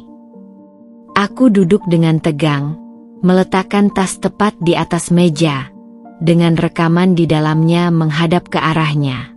Siska bilang kamu akhirnya mau mendengarkan akal sehat. Clara mulai, jari-jarinya yang ramai cincin memutar gelas anggur di depannya. Aku menelan ludah. Aku hanya lelah dengan semua drama ini. Clara mengangguk pura-pura simpatik. Riko memang punya bakat membuat wanita jatuh ke dalam masalah. Matanya menyipit. Tapi kamu berbeda, kan? Kamu perempuan pintar. Dia mengeluarkan sebuah amplop dari tas Hermesnya dan menyelipkannya melintasi meja. Ini tiket sekali jalan ke Singapura. Besok pagi. Plus surat rekomendasi untuk pekerjaan di event organizer ternama di sana. Aku membelalak. Amplop itu tebal, jelas berisi lebih dari sekadar tiket. Dan kenapa kamu melakukan ini? Tanyaku perlahan. Clara tertawa. Suara indah yang terdengar seperti bel peringatan. Karena kamu tidak tahu siapa sebenarnya Riko Aditya. Tangannya yang bercincin menyentuh lengan bajuku. Dia bukan pahlawan yang kamu kira. Tahun lalu, ada insiden di hotelnya. Kebocoran gas yang nyaris merenggut nyawa tamu. Tapi siapa yang bertanggung jawab? Bukan Riko. Oh tidak. Seorang karyawan house keeping muda yang tiba-tiba mengundurkan diri keesokan harinya. Darahku membeku. Diana, kamu berbohong, desisku. Clara mengangkat bahu. Cek saja sendiri. Laporan insiden itu masih ada di arsip Dinas Pemadam Kebakaran. Matanya berbinar licik. Riko ahli dalam menyembunyikan keburukannya. Tapi aku tahu semua rahasianya. Dia melanjutkan dengan cerita-cerita mengerikan tentang Riko. Tentang bagaimana dia menggunakan kekayaannya untuk menutupi kesalahan. Tentang kecelakaan yang menimpa orang-orang yang menentangnya. Setiap kata seperti racun yang merayap ke dalam pikiranku. Dan sekarang, bisik Clara mendekat, dia menggunakanmu sebagai tameng. Begitu ancaman selesai, kamu akan dibuang seperti Diana. Aku menggigit bibir sampai nyaris berdarah. Ini semua harusnya hanya akting. Tapi keraguan mulai menyusup. Bagaimana jika Clara mengatakan yang sebenarnya? Bagaimana jika selama ini aku hanya menjadi pion dalam permainan mereka? Pertimbangkan tawaran saya, ucap Clara sambil berdiri, meninggalkan amplop itu di meja. Singapura besok, atau tunggu sampai Riko menunjukkan warna aslinya. Aku keluar dari kafe dengan langkah gontai, pikiranku berputar-putar antara kemarahan dan keraguan. Baru saja melangkah ke trotoar, sebuah tangan menarikku ke dalam mobil hitam yang tiba-tiba berhenti di depanku. Riko. Wajahnya tegang saat melihat rekaman pertemuanku dengan Clara di tabletnya. Dia lebih berbahaya dari yang kuduga, gumannya setelah mendengar semua tuduhan Clara. Aku menatapnya lama. Benarkah semua yang dia katakan? Tentang insiden kebocoran gas? Tentang Diana? Matanya penuh kepedihan. Ya, ada insiden kebocoran gas. Tapi bukan kelalaian hotel. Itu sabotase. Dan Diana yang menemukan buktinya sebelum keluarga Wijaya menyembunyikannya. Dia mengeluarkan dokumen dari tasnya, foto-foto pipa gas yang jelas digergaji, laporan forensik yang menyimpulkan adanya unsur kesengajaan. Tapi kenapa Diana tidak bicara? Tanyaku, masih ragu. Karena mereka mengancam keluarganya. Riko menatapku langsung. Sama seperti mereka sekarang mengancammu. Mobil melaju pelan menyusuri jalanan Jakarta yang ramai. Aku memandangi amplop tiket Singapura dari Clara. Perasaanku terbelah. Di satu sisi, Riko telah menunjukkan bukti-bukti nyata. Di sisi lain, bisikan Clara masih bergema di kepalaku. Kamu tidak harus percaya padaku, ucap Riko tiba-tiba, suaranya lembut. Tapi izinkan aku membuktikan bahwa Clara lah yang berbohong. Dia mengeluarkan ponsel dan menekan satu nomor. Sekarang, bisiknya padaku. Suara Clara terdengar jelas dari speaker. Dia percaya. Siska menjawab dengan suara datar. Masih ragu. Tapi aku yakin bisa meyakinkannya. Aku ternganga.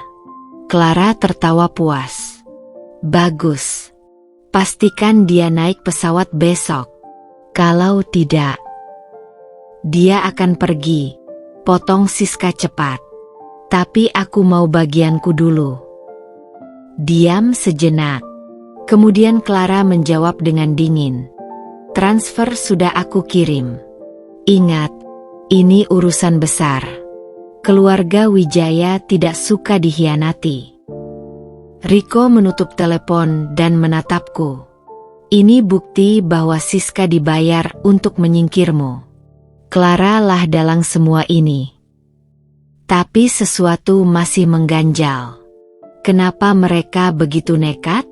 Apa yang sebenarnya mereka inginkan? Riko menghela napas. Grand Melati berdiri di atas tanah yang nilainya sekarang triliunan rupiah.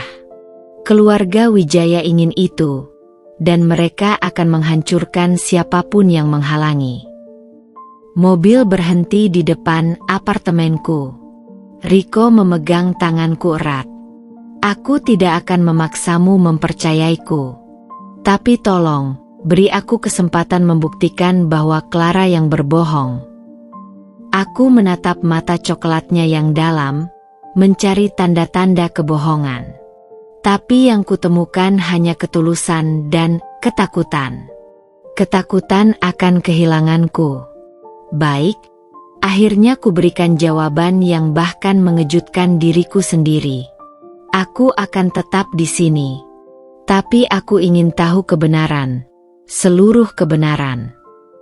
Riko mengangguk, melepas pelan tanganku. Besok aku akan membawamu ke seseorang yang tahu segalanya tentang permainan kotor keluarga Wijaya. Malam itu, di kamarku yang sunyi, aku memandangi dua pilihan di depanku. Tiket ke Singapura dari Clara, atau janji kebenaran dari Riko. Dan ketika fajar menyingsing, aku sudah membuat keputusan. Aku merobek tiket itu menjadi potongan-potongan kecil, dan dengan tekad baru, menyiapkan diri untuk pertemuan paling berbahaya dalam hidupku. Pagi itu, Jakarta diselimuti kabut tipis yang membuat gedung-gedung tinggi di kejauhan terlihat samar-samar. Seperti gambaran pikiranku yang masih berkabut setelah pertemuan dengan Clara. Aku berdiri di depan cermin kamar mandi, menatap bayangan sendiri yang terlihat lebih tua dari usia sebenarnya. Mata yang biasanya bersemangat kini dikelilingi lingkaran hitam.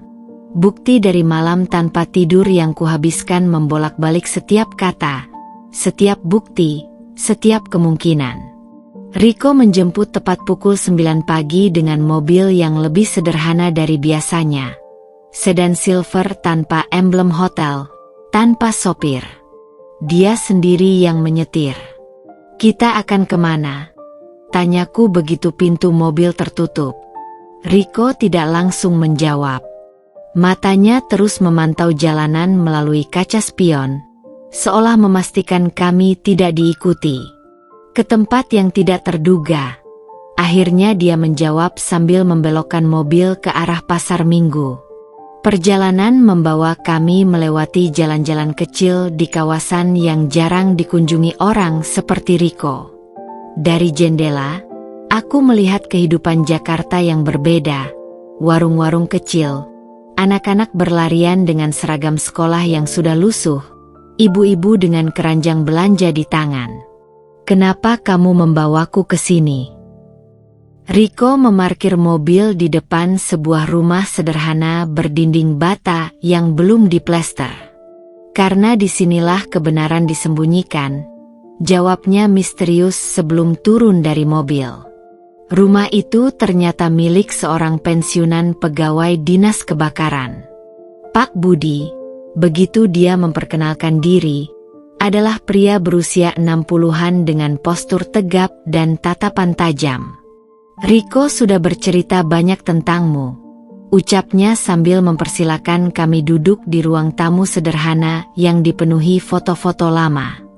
Aku mengamati foto-foto itu, kebanyakan adalah dokumentasi kejadian kebakaran, termasuk satu yang membuat jantungku berdegup kencang.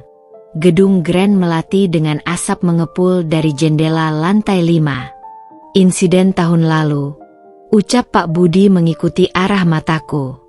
Resmi dianggap kebocoran gas. Tapi dia mengeluarkan sebuah map dari laci meja.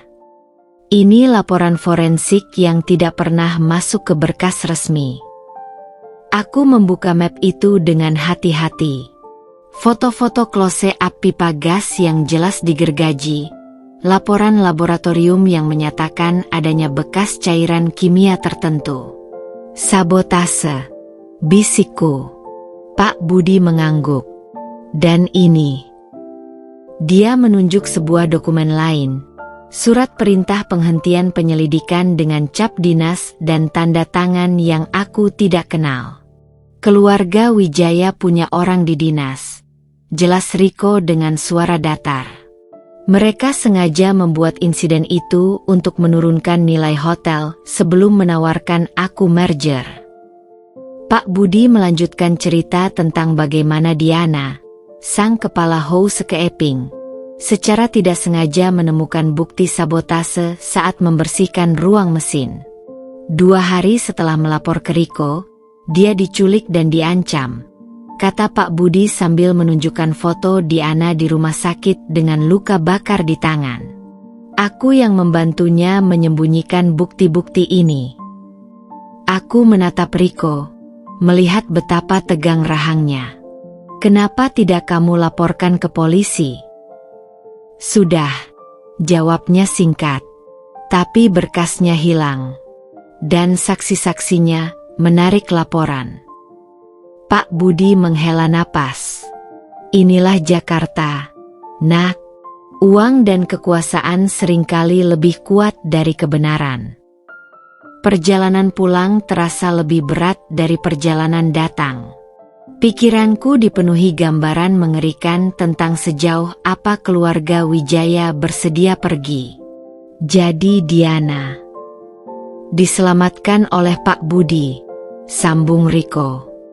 Tapi kami sepakat lebih baik dia menghilang sementara waktu. Mobil kami berhenti di lampu merah. Riko menatapku lama. Aku tidak mengharapkanmu percaya begitu saja. Tapi sekarang kau tahu mengapa aku harus berhati-hati. Mengapa aku harus menyamar sebagai OB, simpulkun. Dia mengangguk. Aku perlu melihat operasional hotel dari bawah, mencari celah-celah yang bisa digunakan Wijaya Group untuk menyabotase kami. Lampu berubah hijau. Riko tidak langsung menjalankan mobil. Dinda, aku mengerti jika semua ini terlalu berat untukmu. Tiket Clara sudah kurobek, jawabku tegas. Wajah Riko berubah, matanya berbinar dengan harapan. Jadi kau percaya padaku? Aku menarik napas dalam-dalam. Aku percaya ada sesuatu yang tidak beres dengan keluarga Wijaya. Tapi aku menatapnya langsung. Masih banyak tentang dirimu yang tidak aku ketahui. Dia mengangguk pelan. Aku janji akan menjawab semua pertanyaanmu. Tapi sekarang matanya beralih ke kaca spion. Kita punya masalah lain. Dari kaca spion, sebuah mobil hitam terlihat mengikuti kami dari tadi. Clara, tanyaku dengan jantung berdebar. Riko menggeleng. Lebih buruk. Itu mobil ayahku. Dengan gerakan cepat, dia membelokkan mobil ke sebuah gang sempit, berusaha menghilang di labirin jalan kecil Jakarta. Tapi mobil hitam itu tetap mengikuti. Riko, apa yang terjadi? Dia tidak menjawab. Wajahnya pucat, tangannya mencengkeram setir dengan erat. Tiba-tiba, ponselku berdering. Nomor tidak dikenal. Jangan angkat, peringat Riko. Tapi instingku mengatakan sebaliknya. Dengan gemetar, aku menyentuh tombol speaker. Suara dingin seorang pria tua mengisi kabin mobil. Putuskan hubungan dengan anakku, atau kamu akan menyesal, Nona Dinda. Riko langsung meraih ponselku dan mematikan speaker. Jangan dengarkan dia. Tapi sudah terlambat. Ancaman itu menggantung di udara seperti pisau tajam. Dan untuk pertama kalinya sejak semua ini dimulai, aku melihat ketakutan sejati di mata Riko. Ketakutan yang membuatku bertanya, siapa sebenarnya pria yang kucintai ini? Dan bahaya apa yang sebenarnya mengintai kami? Mobil Riko melaju kencang menyusuri jalanan sempit di kawasan Menteng. Berbelok-belok tanpa pola yang jelas dalam upaya menghilangkan mobil hitam yang terus membuntuti kami. Napasku tersengal-sengal, tangan mencengkeram sabuk pengaman dengan erat. Sementara ancaman dari ponsel masih bergema di telingaku seperti dentang lonceng kematian. Riko, siapa itu? Tanyaku. Suaraku lebih tinggi dari biasanya. Dia tidak langsung menjawab. Matanya terus berpindah antara jalan di depan dan kaca spion. Rahangnya mengeras seperti batu. Baru setelah beberapa belokan tajam dan kami berhasil masuk ke dalam kompleks perumahan tertutup, dia menarik napas dalam-dalam. Ayahku. Tapi bukan ayah kandung. Paman yang mengangkatku setelah orang tuaku meninggal. Suaranya serak, seolah setiap kata harus dicabut paksa dari dalam dirinya. Dia juga partner bisnis keluarga Wijaya. Kepingan-kepingan puzzle mulai menyatu di kepalaku. Jadi, konflik ini bukan hanya tentang hotel. Riko memarkir mobil di sebuah sudut sepi. Mesin masih menyala. Ini tentang warisan orang tuaku. Tanah tempat Grand Melati berdiri adalah peninggalan terakhir mereka. Paman Hendra ingin menjualnya ke Wijaya Group untuk pembangunan apartemen mewah. Dia menatap tangannya yang menggenggam setir dengan kencang. Aku menolak. Kubangun hotel itu untuk menghormati kenangan orang tuaku. Tapi suaranya pecah. Dia tidak akan berhenti sampai aku menyerah. Aku memandang profilnya yang tegang, menyadari betapa sedikit yang sebenarnya aku tahu tentang kehidupan pria ini. Selama ini aku hanya melihat Riko si OB yang sederhana, atau Riko sang pemilik hotel yang tegas. Tapi Riko yang sebenarnya, anak yatim yang berjuang mempertahankan warisan orang tuanya, adalah sosok yang sama sekali asing bagiku. Aku tidak bisa melibatkanmu lebih dalam, bisiknya tiba-tiba, memecah kesunyian. Ayahku, dia tidak segan menyakiti orang yang dekat denganku. Jantungku berhenti sejenak. Apa maksudmu? Dia yang menyuruh Clara mendekatiku dulu. Ketika aku menolak merger, dia menggunakan Clara untuk memata-matainku. Riko menatapku langsung, matanya penuh penyesalan. Dan sekarang dia tahu tentangmu.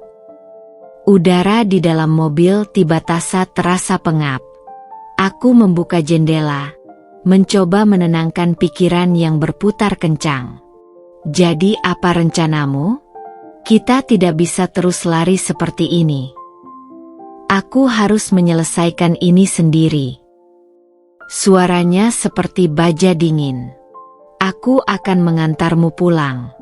Besok, tim keamananku akan mengawasimu dari jauh sampai semua ini berakhir. Apa? Aku membelalak. Kamu mau menyingkirkanku begitu saja? Ini untuk keselamatanmu. Suaranya meledak, membuatku terkejut. Kamu tidak tahu seperti apa mereka. Dinda.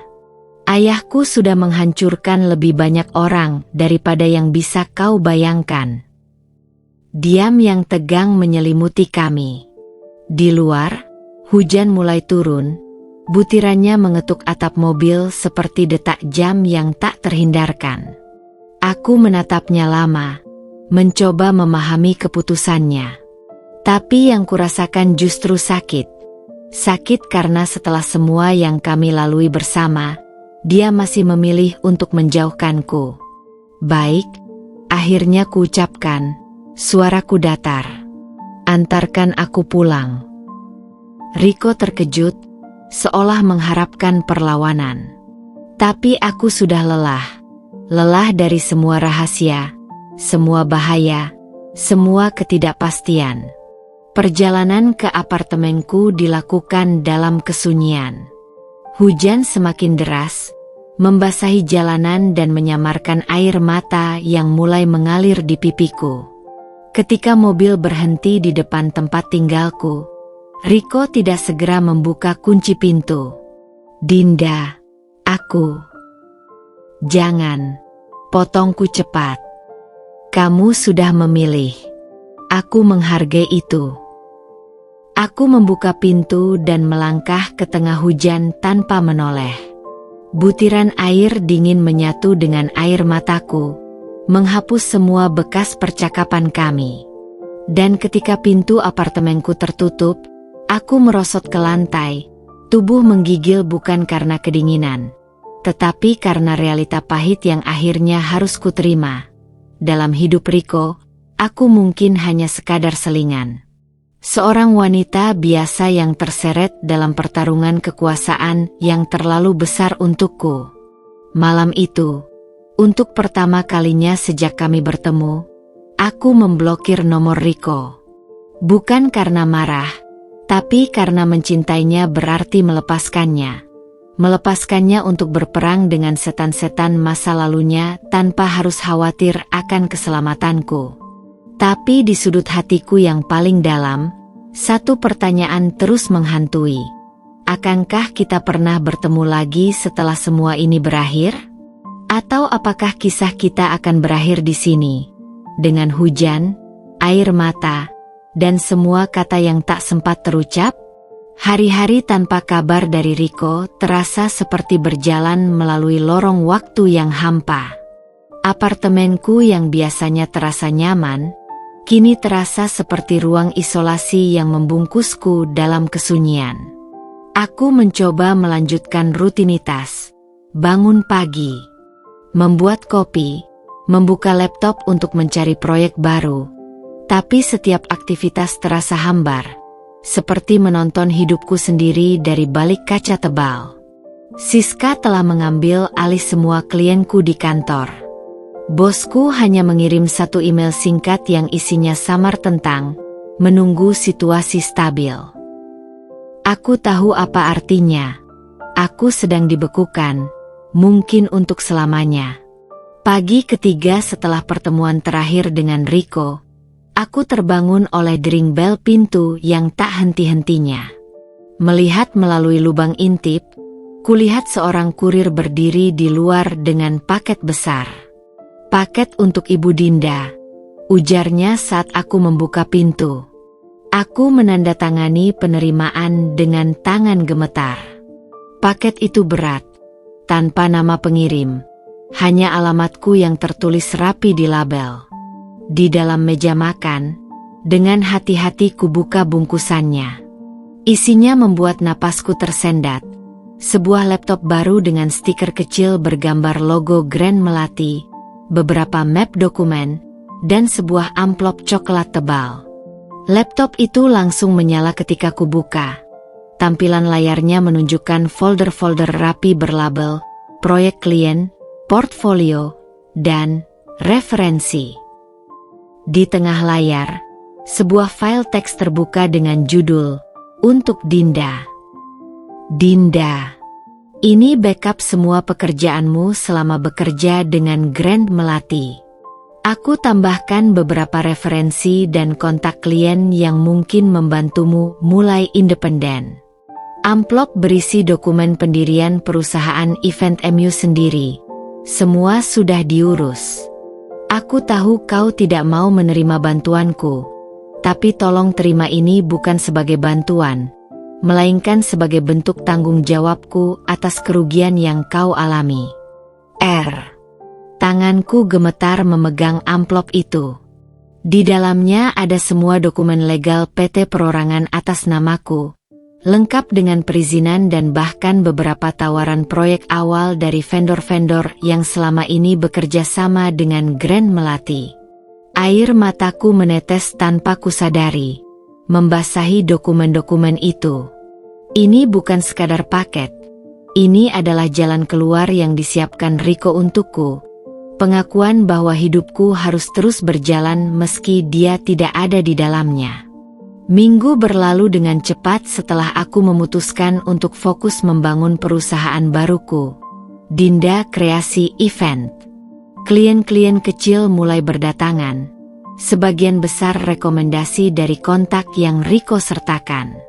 Setiap proyek yang kuterima terasa pahit manis, seperti hadiah dari seseorang yang tidak bisa lagi kulihat. Suatu sore, ketika aku sedang menyusun proposal di meja kerjaku, ponsel berdering dengan nomor tak dikenal. Dinda. Suara di seberang sana membuat jantungku berhenti. Itu suara Pak Budi, pensiunan pemadam kebakaran yang kami temui beberapa minggu lalu. Pak Budi, ada apa? Kau harus menonton berita malam ini, bisiknya tergesa-gesa. Channel 7, jam 8. Ini tentang Riko. Sebelum sempat kutanya lebih lanjut, telepon sudah mati. Aku menghabiskan sisa sore dengan gelisah. Jari-jariku tak henti mengetuk meja sambil menatap jam yang berjalan terlalu lambat. Pukul 8 tepat, aku sudah duduk di depan TV dengan remote erat di genggaman. Berita terkini mengenai konflik bisnis keluarga Aditya. Suara presenter mengisi ruang tamuku. Layar beralih ke gambar Riko dalam setelan jas gelap berdiri di depan gedung pengadilan, dikelilingi wartawan. Kami hari ini resmi melaporkan PT Wijaya Hospitality Group dan Hendra Aditya atas tindakan pemerasan, ancaman, dan percobaan pembunuhan, ujar Riko dengan suara tegas. Kamera bergeser menunjukkan polisi mengawal seorang pria tua berambut putih, pastilah Paman Hendra, ke dalam mobil patroli. Di sampingnya, Clara dengan wajah tertutup kacamata hitam juga diborgol.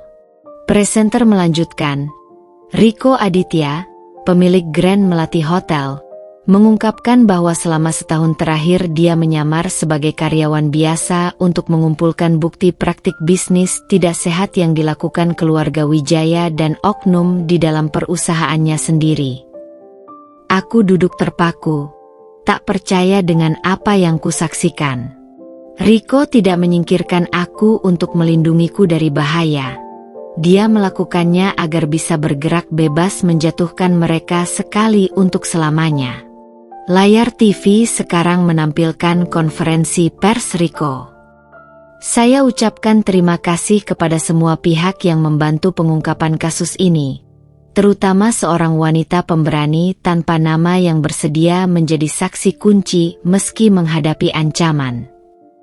Mataku berkaca-kaca. Wanita tanpa nama. Apakah itu aku? Atau Diana? Atau mungkin keduanya? Ketika tayangan berakhir, ponselku bergetar. Sebuah pesan dari nomor tak dikenal. Aku berhutang penjelasan padamu. Jika kau berkenan, aku akan menunggumu di tempat kita pertama bertemu. Besok jam 3 sore. Aku menatap pesan itu lama. Jantung berdebar kencang. Lorong belakang hotel tempat kami pertama kali bertemu. Tempat di mana Riko si OB yang sederhana menyelamatkanku dari tersesat. Malam itu, untuk pertama kalinya sejak berpisah, aku tidur dengan harapan baru. Bahwa mungkin, setelah semua badai ini berlalu, ada cerita lain yang menanti kami berdua. Dan esok hari, aku akan memutuskan apakah siap membuka halaman baru itu, atau menutup buku kami untuk selamanya. Pukul 2.55 siang, aku berdiri gemetar di depan pintu servis Grand Melati Hotel, tempat semuanya bermula. Lorong yang dulu terasa sepi dan membingungkan kini terasa seperti jalan yang telah kutempuh ribuan kali dalam ingatanku. Setiap ubin, setiap sudut, setiap bau disinfektan yang menyengat, semuanya membangkitkan memori akan senyuman pertama Riko, obrolan ringan kami, dan semua kebohongan yang ternyata menyimpan kebenaran lebih besar. Ketika aku melangkah masuk, lorong itu kosong. Suara mesin laundry berdengung di kejauhan, tapi tidak ada tanda-tanda kehadiran manusia. Jantungku mulai tenggelam dalam kekecewaan.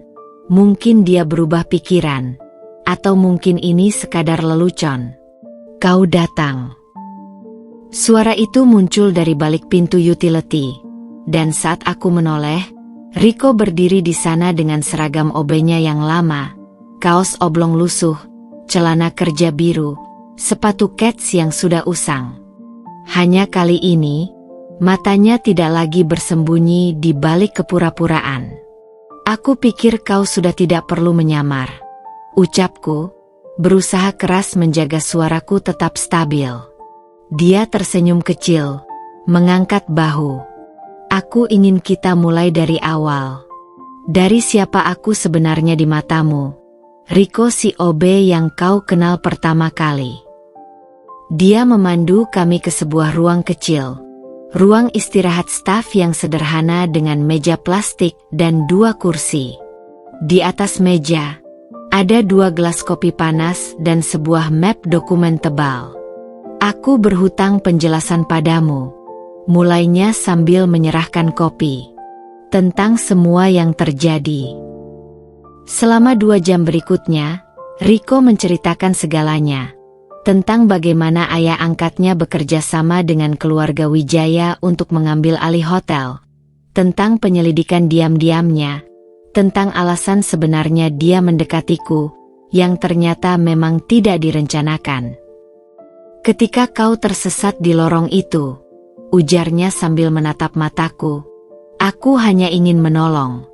Tapi kemudian, kau melihatku sebagai manusia biasa, bukan sebagai pewaris hotel, bukan sebagai Aditya. Dan itu, suaranya pecah. Itu hadiah terbesar dalam hidupku. Aku memandangnya lama, menyerap setiap kata, setiap emosi yang tak terkatakan. Kenapa kau tidak bilang sejak awal? Karena aku takut kehilangan caramu memandangku, jawabnya polos.